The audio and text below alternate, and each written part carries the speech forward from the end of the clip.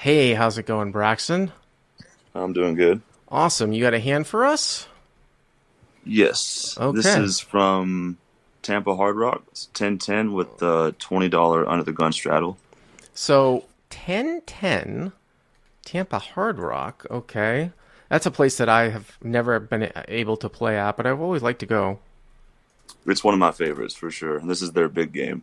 By the way, I think the video that I put up today with that guy who folded the flush against two other flushes was also from Tampa Hard Rock. That went up maybe about an hour ago, something like Yeah, I that. watched that one. Yeah, Yeah. So, 1010, what's the buy-in structure here? it's a 3K cap, 800 men.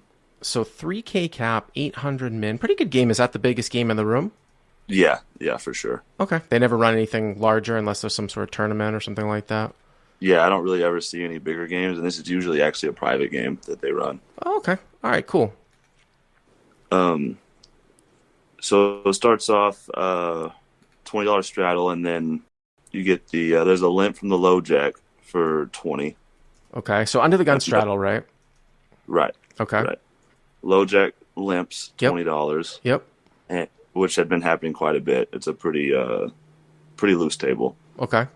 And then the hijack raises to 60, which is kind of small. That does seem kind of small. Just 3x over Yeah, the limp. Okay. yeah. And then I'm on the button with six of clubs, seven of clubs, Okay. and I call. How deep are you, by the way? I'm 2,500 effective with the main villain. I probably have like 4,300 in front of me, something like that. All right. So this is straight out of small. I just want to address something here. This is straight out of Small Stakes Exploit Guide for all you Crush Live Poker subscribers. I don't remember which exploit. There were 20 of them right off the top. Well, first of all, even without the small stakes exploits, you're dealing with a three blind structure here of 10, 10, 20. Even though you're on the button, you have a limper, and you are definitely incentivized to raise to actually get this heads up. A lot of things going for you. You've got three blinds in front. You already have a limper, but the small stakes exploit says whenever you see a bullshit sizing over the top of a limper, it is rarely a strong hand, with the occasional caveat when someone's actually doing it intentionally, where they're trying to get three bet. I've seen that before. And I always say, like, if people at the small stakes, if they're not necessarily comfortable in playing three bet pots, this is a situation where you can really, really look at it. Like, if you're playing a 1-3 game and like four people limped it and a guy made it, say, 10, that's never, ever a strong raise, a strong hand. I kind of look at it similar in this spot, so I would be doing a lot of three betting here. But you call, okay? Yeah. I like to three bet this hand pretty much everywhere else, but on the button, I like to play these suited connectors kind of in position, you know? That's just kind of how I like to play them. And I mean, I will three bet sometimes. This guy seemed pretty tight. Didn't play a lot of hands, so I didn't know if it would really ever get him to fold. I don't know. Well, you're incentivized to obviously call towards the button, but like I said, three blind structure, you already have a limper in there. I don't think the limper's going to fold, put it that way. So what ends up happening Yeah, here? You call. right. I call, and both blinds actually fold, Okay. and it's just me and the original limper. He calls, and then Okay. the hijack who made it 60. So it's three Right. ways. All right. So limper calls three ways, probably like somewhere around 200, maybe a little bit under, right? Yes. Okay. And the And flop? flop comes queen of clubs, eight of clubs, seven of spades. Queen of clubs, eight of clubs, seven of spades. Is that right? Correct. So you've got bottom pair and a flush draw Right. And a backdoor straight draw, I guess. and a backdoor straight draw. Okay. And low jack checks. Okay. Villain bets 50. Okay. And I raise to 150 just because I feel like it's a pretty small bet. I think he's going to have a lot of ace highs and things that miss on this board. And I'm also going to have some really strong. I'm going to be raising the sets all the time on this board. So This is interesting because I just completed late Crush Live Poker video that went up today on the website. This kind of reminds me just a tad. There was a hand that I covered. The video that I did today was covering some of Garrett's hands that I didn't necessarily agree with. Some sort of spots where I thought that there was a little bit of mistake. He raised a similar board as a field caller in position with a combo draw. I mean, your hand is a combo draw here in the sense that you have like 50% equity against an overpair with another guy in here. See, this is the difference, right? Like, if you're heads up, you don't really have to worry about raising here. You can call in position and play a lot of turns. The more multi-way it is, actually, the more I might even like a raise here for protection and to clean up some, not only just higher flush draws, but you're actually cleaning up other pair outs from people behind. Like you force a queen to fold out, and then if the guy's c-betting and he doesn't have anything, it sort of gives you the incentive. I don't mind the play. I would 3x is a little bit on the smaller side. I would tend to go True. a Yeah, I little thought bit the same thing. larger, Yeah. but I don't mind the play here. Right. And I raced 150. Low jack folds. Okay, that's good. And the original raiser 3-bets the flop to 425. Wow. So hijack, who's the pre-flop raiser, 3-bets to 425. Now, what do you think that represents there? And you're 2,500 effective with him, right? Yes. Okay. I just feel like that's always over pairs or sets on these kind of boards. Do people actually overplay over pairs in spots like All that? the time. Yes, Really? Yeah. That's why Wow. I usually get people with sets is, you raise on a board like this with a flush draw and they just And it's just get like committed to their hand. it's like 2007. They just get it in. Wow, I got to get to Tampa. I got to really get to Tampa. I mean, normally, I think nowadays, most of the time, if somebody were to 3-bet here, it would be from the pre-flop raiser. A lot of times you're not even going to see a reflection of a 3-bet from the c-bet and getting raised, but a lot of times it's going to be sets. Because like here's the thing: like if I had a set of queens here, it's hard to balance a bet 3-bet if you're the pre-flop raiser because a lot of times you're not doing it with a whole bunch of draws. But my thinking here is that if I have a set of queens here and you're raising the flop, I'm either coolering you and I don't want any action to come, or you have a combo draw and you're going to call anyways. You know what I'm saying?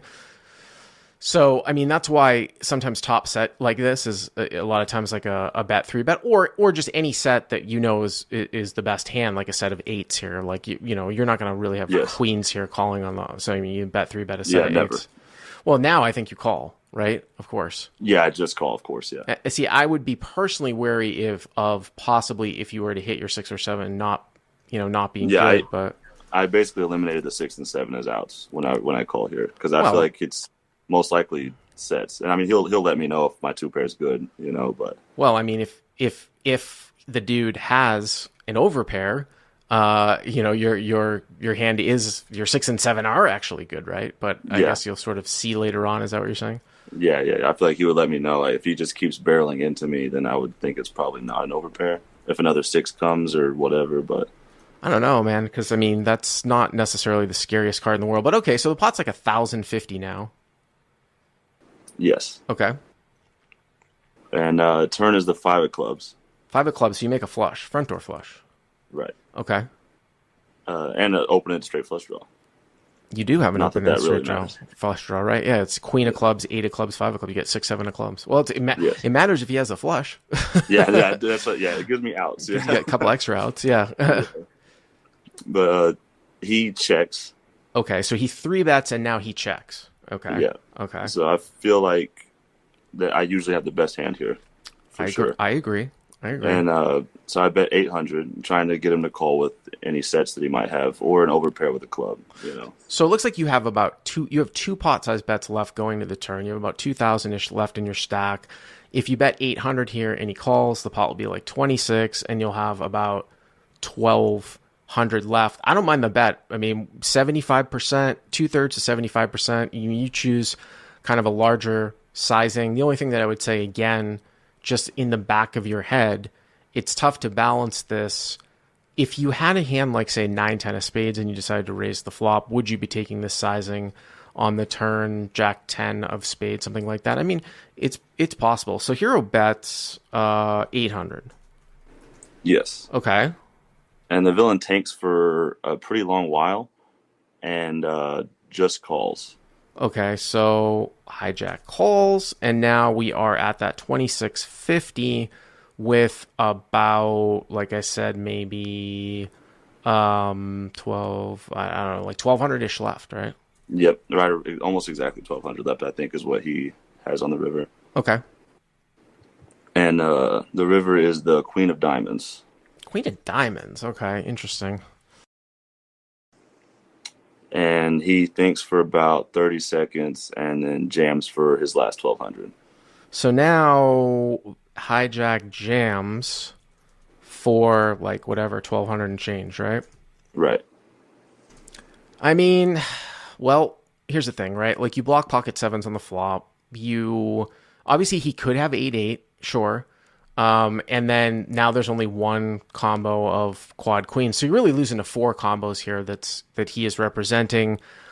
Also the possibility maybe of him having like I don't know if he would really play the nut flush this way. I mean, here's the thing. You're getting pot odds here in this particular spot. I mean, the pot's going to be 38.50. It's 1,200 for you to call. So you're getting over 3-1 here. A lot of times this is like an underbluff spot, but I don't know if he's, like I said, like it would be one thing if it's a brick and you were deeper and you got check jammed on. That would actually be scarier to me if you were deeper on a red deuce. Here, because it's different than if it was a five. If the river paired a five, now you've got your full sort of 3, 6, 7 set, boat because you have one of the sevens. But now that it's a queen, it cuts it down to like 5 here. So, I mean, it's pretty close. Now, somebody in the live chat saying ace of clubs, queen X. That's the only bluff. Yeah, that's the only thing I could think of, really. I don't know, man. I mean, that's pretty far up there. Yeah, for sure. And this guy seemed really tight so far, so I really just didn't see him finding any kind of creative bluff. Well, I mean, maybe it's a game flow type of scenario. Yeah. I mean, I'll give you, like I said, I think it's it's much, much harder here to fold on a queen than it is to fold on, say, a 5. So what ended up happening here? I tanked. I almost just kind of side called at the very at first, almost kind of just snapped it off because I was just like, I mean, I'm only losing to a couple hands, but I just didn't think that this guy had it in him to like turn a queen into a bluff or something. So I eventually just folded, just didn't want to pay him off. And I asked him if he'd show me when he left, and he said he would. And then whenever he left, he told me he had ace queen suited, which I thought was total horseshit, pretty much. I think I probably would have called there. The guy would have got my money. Anytime you make a hand here and you're getting pot odds, I mean, again, it's less than a half pot size bet. It's not like the guy moved in for pot. And, I'll say it another time. I think the queen is more relevant here in the sense that, yes, he could have 8s, one combo of 7s, but it's different than a 5. I might start considering it way more if the 5 paired at the end as opposed to a queen. But I appreciate the call. Thank you very much.